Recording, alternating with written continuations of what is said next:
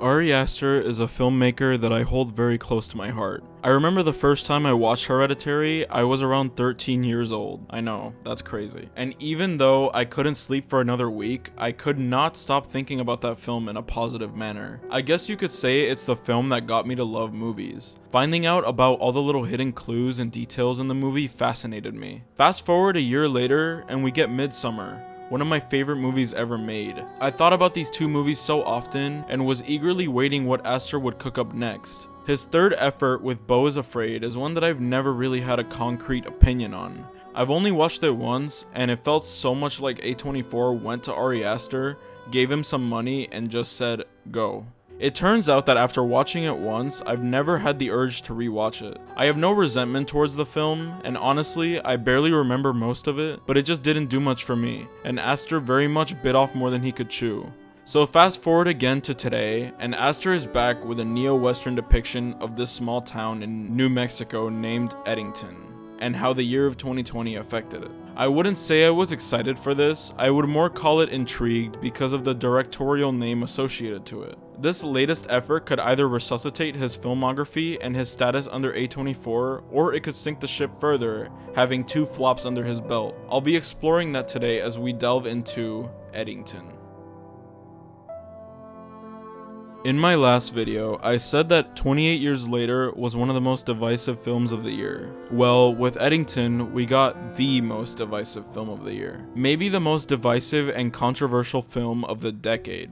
The pure idea of this film even being written is divisive and provocative. There are many angles this film could have taken, and it took nearly all of them. This film is Ari Aster through and through, from the shot composition to the unsettling tone that underlies through the sparingly used score and tense conversations. I never knew I would want to see Aster's style used in a Western movie of all things. The style and tone work really well here, as well as some comedy being sprinkled in that actually lands quite often. Aster's twisted, cynical head is on full display here, with some of the heavier moments harmonizing with the dark comedy. Eddington's characters are tools. There are stereotypes riddled everywhere in this film. However, I don't think this is inherently a real flaw, as it really serves to extremize these very stereotypes, and I feel like it's appropriate to keep it that way for this sort of film. The events that transpire throughout, caused by the ever-rising tensions between the characters, are violent, loud, and bleak. Like I said earlier, Aster is very much a cynical filmmaker. There's pure pessimism and anger at the heart of Eddington. The arguments in this film feel like two people shouting at brick walls, trying to compete for the title of who can yell their point louder. And there is literally a shot at the beginning of the movie that depicts this very sentiment. Some of the characters in this movie brought out emotions of anger, as these scenes of discourse made me want to interject and shut these people up. This film does that to you. It presents ideas that stick with you. It communicates this through the evolving motivations of the characters and through some of the more violent scenes. Aster took a very broad and sort of bird's eye view to the time period he was depicting in this film. One thing I was very much afraid of was that this film would feel preachy or rooted to one side and shunning the other. But Aster chose to present this in a very matter-of-fact sort of way that works for the tone and pacing, even if it has its flaws. I realize that I've only really talked positive up until this point, but the title of this video reigns true. This film has absolutely nothing to say. It simply presents its story, then leaves. I mentioned a moment earlier, this film presents itself in a very matter-of-fact sort of way. Sometimes that serves to its benefits, but other times it feels like the characters themselves aren't really saying anything either. There are clearly divides in the beliefs of the characters of this film, but it's rather depicted as everything is messed up, none of us are right, and none of us are innocent, which is a sentiment that I got about halfway through the film, and I was waiting for something or someone to break through that mold, but nothing ever did. As a result, it really made the story feel less interesting, and like it never really moved on past that point. This film also has many subplots. Not all of them work or come to a satisfying conclusion, however. There is one, oddly enough, that is left in complete mystery that I thought worked the most out of all of them. There is another subplot that involves Austin Butler's character that feels completely pointless, but it only feels pointless because it was explored for like 2 seconds and it just kind of happened. That's the main problem with this film presenting itself like this. Certain things are built up but are ultimately just there to show us something, then leave. Sometimes it works, but other times it really doesn't do the film any favors. I can't help but feel like if all the subplots were tackled with the finesse that is needed to make this work, we would have gotten a better movie. One thing that really didn't do it for me was the ending. We aren't in spoiler territory yet, so I won't get into any, but the overall conclusion was just kind of like, that's it?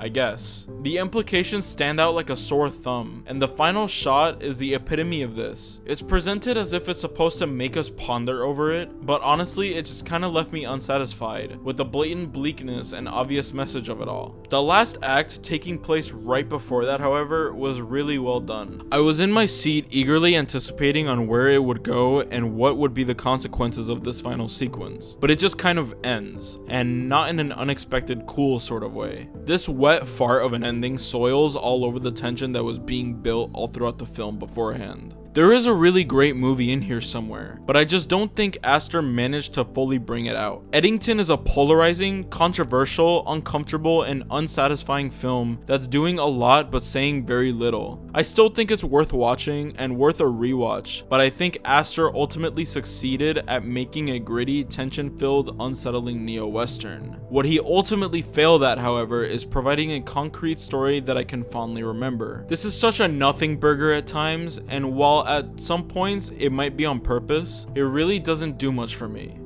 6 out of 10. From here on out, I'll be talking about spoilers, so if you haven't seen the movie yet, please go watch it and come back to this video. Or if you don't care about spoilers, feel free to go ahead and watch the rest of the video. Thank you. Like I said in my spoiler-free review, I like the climax and the mysterious group of Antifa men that invade the town of Eddington to murder all the cops. However, I wasn't sure if in this final sequence the antagonists were missing their shots on purpose. I mean, Joaquin Phoenix's character has so much plot armor here, it's insane. The shot of the last antagonist running towards the sheriff is actually terrifying though. I love the silence and his crazy running with the knife out. I think where the film went with Ted and his assassination was really good, and the subplot with the indigenous police officer could have gone in an interesting place, but it just didn't. He kinda just stood around and watched the police of Eddington up until it seems like he's going to catch Sheriff Cross for the murder of Ted Garcia, but nothing really happens, and he just kinda gets his leg blown off by the end of it. Nothing happens with that plotline, and it's pretty disappointing. The data center is about the only cool feeling thing about this ending.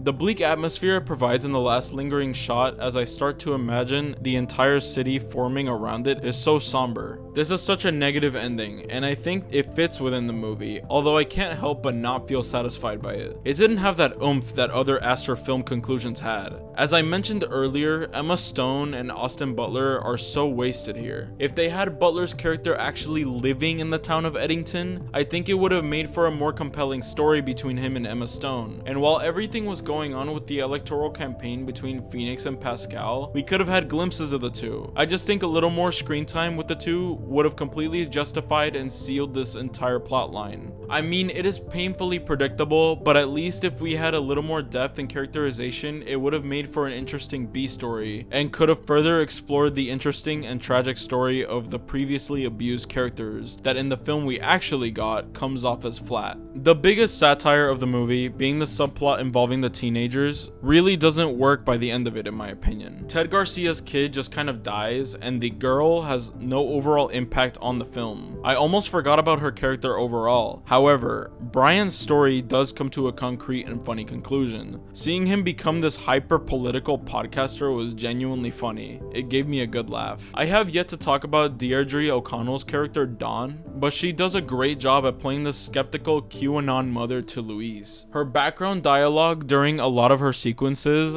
was purposefully annoying and accurate for someone like this. Her conclusion is one of the most satisfying and frustrating of the film. It's frustrating in a good way, as that's the feeling this character ends up evoking out of me. She takes advantage of her son-in-law's disabled state by the end of the movie, and it's really disgusting to see where she took and twisted Sheriff Cross's original electoral campaign. Another plotline that I felt concluded well was Sheriff Cross's character. The bleak nature of his ending and the fact that he actually survived the events of the climax adds to the atmosphere of the finale of the whole film. It puts a twist on the disabled veteran or the injured hero image that America likes to glorify. why, as we've seen all the twisted things Sheriff Cross has done to get to this point. The start of the data center and the twist of the electoral campaign likely means that Dawn or higher powers have ordered to slip everything Sheriff Cross has done under the rug to not stir any controversy. The way this film presents itself is its greatest strength, but also its biggest flaw. Aster made this film without the intent to opinionate and preach for any one side. The brutal and violent nature of this movie is certainly heavy, as I feel like I am actually going back to that time period for 2.5 hours. Eddington is an unadulterated look at a certain time in the world, in a particular small town that ends up being a hodgepodge of so many ideas without knowing how to stay afloat.